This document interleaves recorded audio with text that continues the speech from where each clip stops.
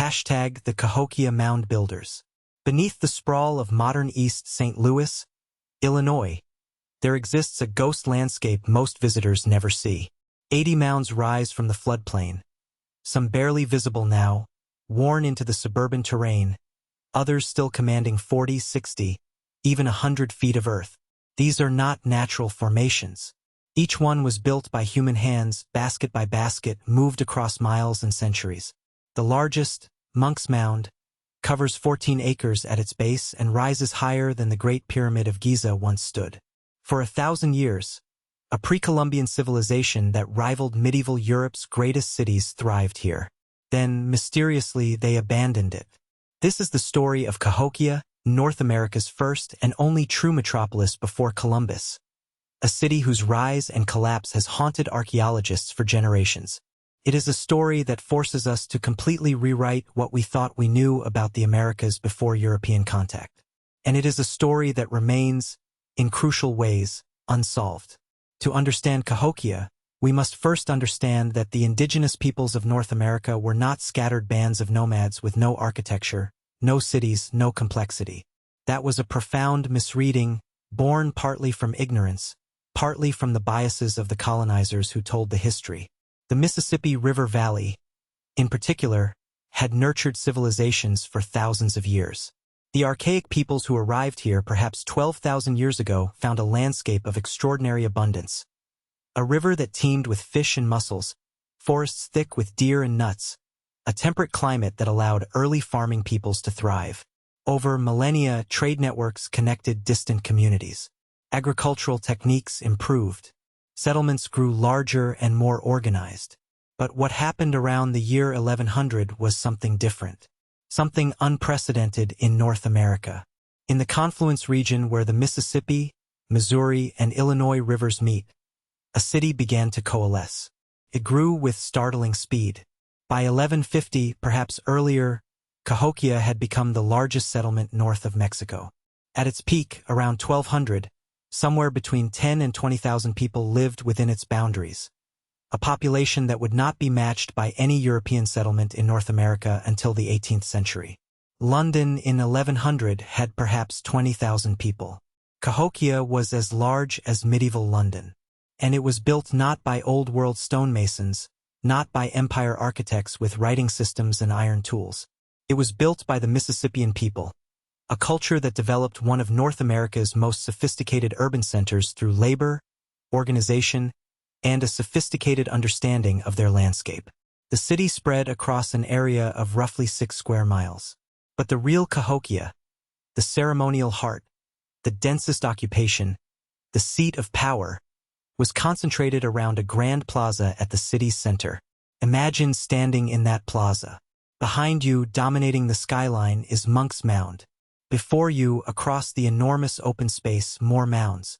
Some rise steeply and symmetrically, truncated pyramids, really with flat tops where temples or elite residences once stood. Around the plaza and beyond, thousands of structures. Most were not built to last. The Mississippians favored a form of architecture called thatch and daub. Wooden posts driven into the ground, then woven with branches and sealed with a mixture of mud, grass, and clay. They were efficient to build, easy to repair, and designed with the understanding that they would be periodically rebuilt. The structures were organized into neighborhoods, clustered around smaller plazas. There were markets. There were specialized craft areas where shells from the Gulf of Mexico and copper from the Great Lakes were worked into prestige items. There were residential areas and areas reserved for the elite, distinct by size and location. The mounds themselves reveal a sophisticated understanding of labor organization. Archaeological evidence suggests that Monk's Mound was not built all at once, but over centuries, perhaps 10 major construction phases spanning more than 200 years. Each phase involved moving millions of baskets of earth, sometimes from quarries more than a mile away.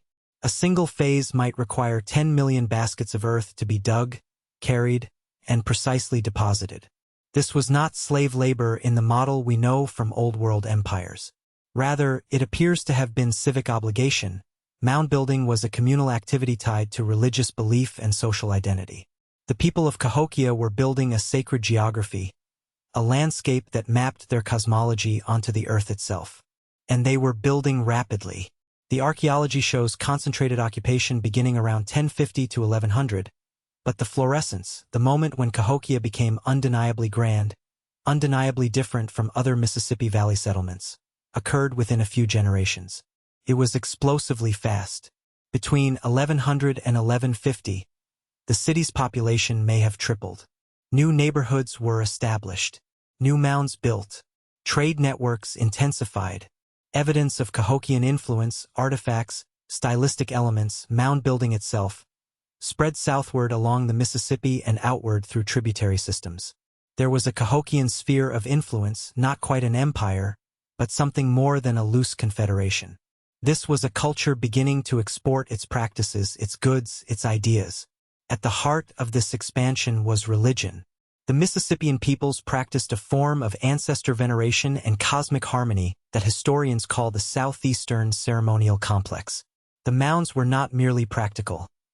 They were sacred, representing the axis mundi, the center of the world. Atop them stood temples and charnel houses where the remains of the honored dead were kept, and where rituals tied the living community to their ancestors and to the celestial realm. The central plaza was not simply a marketplace. It was a stage for ceremonies that could gather the entire city, that could reinforce social hierarchy, that could renew the cosmos itself. This is where archaeology and anthropology begin to tell us something surprising. The people of Cahokia were not egalitarian. The site shows evidence of pronounced social stratification. The mounds were not distributed equally across the population. Some families, some lineages, had the right to be buried on these sacred mounds, to have their bones kept in temples, to maintain their presence in the living city for centuries. Certain neighborhoods show signs of wealth and privilege, larger structures, more elaborate decoration, access to rare materials. Conversely, the outlying areas suggest a poorer population. There was an elite, a priesthood or ruling class that controlled religious practice and, presumably, civic authority. In the Mississippian ideology, as we understand it, this hierarchy was not oppressive but necessary. It reflected the natural order of the cosmos, where the sky realm was higher than the earth realm, where certain people had been chosen to mediate between them. Yet Cahokia was not a tyranny. The evidence does not support a model of a single paramount chief ruling an unwilling population. Rather, it appears to have been a confederated city, where various neighborhoods or lineages maintained some autonomy within an overarching structure. Power was real, but it was negotiated.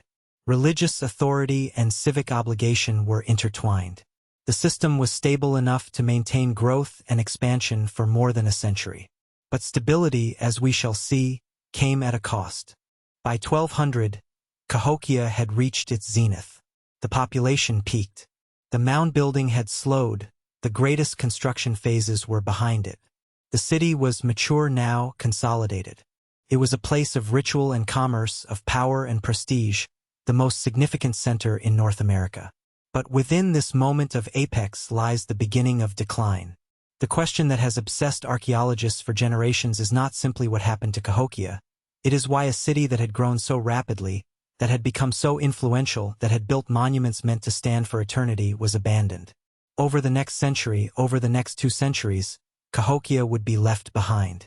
By 1350, it was largely depopulated. By 1450, it was empty. The mounds stood, but the city was gone. The reason why involves #final section, the collapse and legacy, climate, resources, and the fragility of complex societies.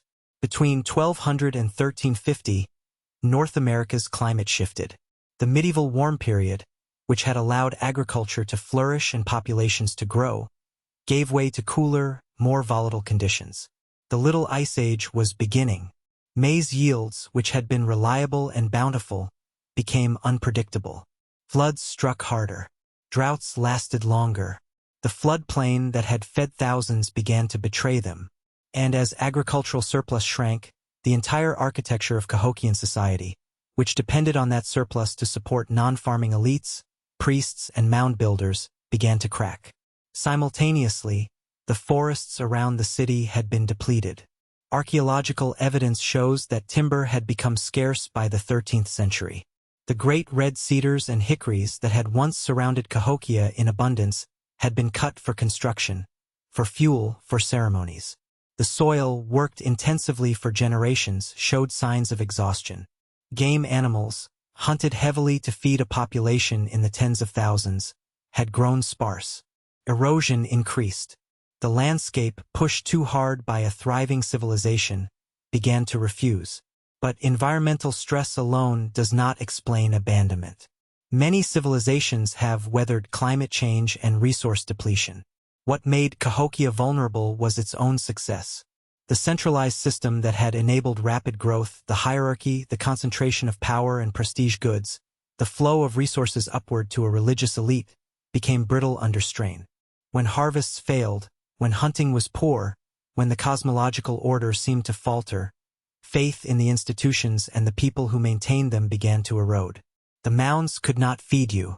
The ceremonies could not bring rain. Archaeological evidence from Cahokian neighborhoods tells a story of quiet dissolution. Some areas were abandoned before others.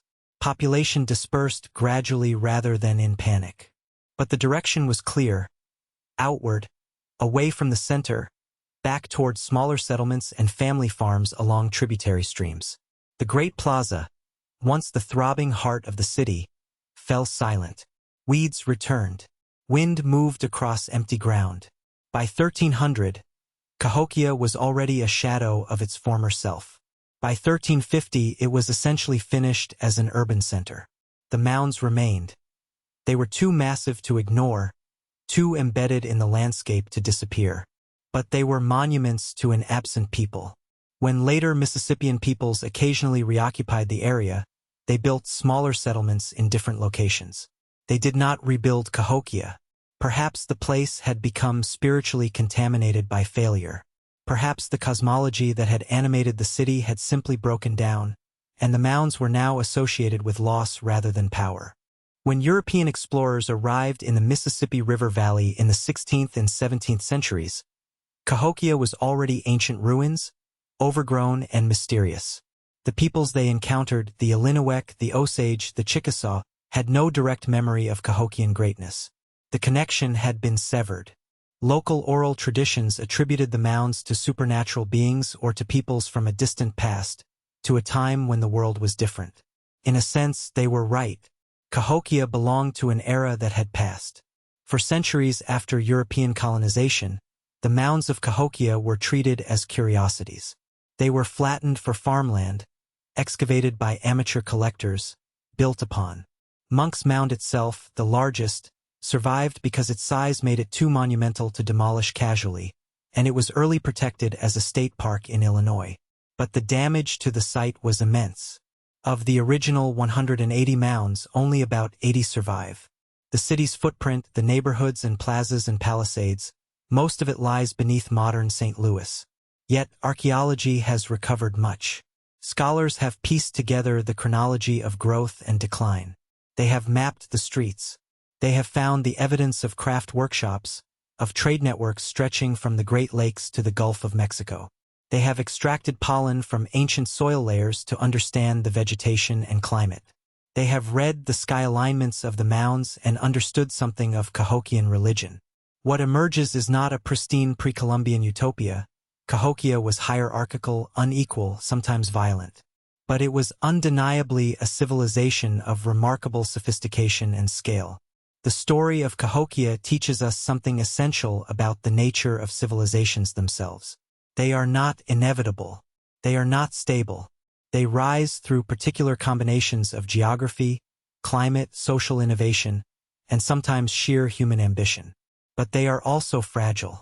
They depend on the willingness of their people to accept hierarchy and contribute surplus.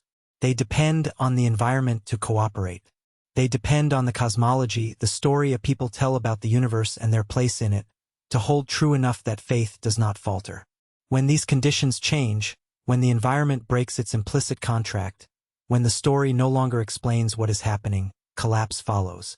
Cahokia was not destroyed by enemies or cataclysm. It was not conquered or depopulated in plague. It was abandoned. The people of Cahokia chose, over generations, to live elsewhere. They deconstructed their own civilization. They walked away from the mounds. Today, Monk's Mound rises 100 feet above the Illinois landscape, covered in grass, silent under the sky. Smaller mounds ring it like attendants. The plaza between them has been reclaimed by nature and by parking lots.